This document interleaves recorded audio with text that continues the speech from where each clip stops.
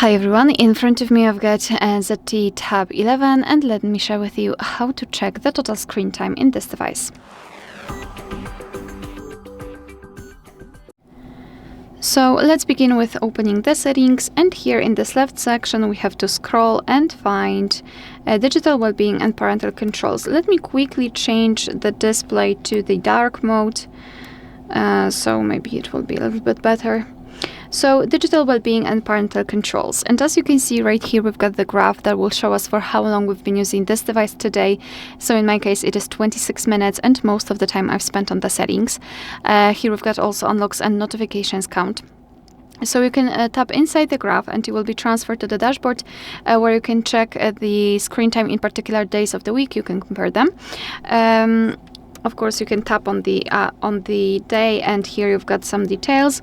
Moreover, you can tap on the specific app, and here also you've got the dashboard, but this time it is tightly connected with this app. So, for example, settings in my case.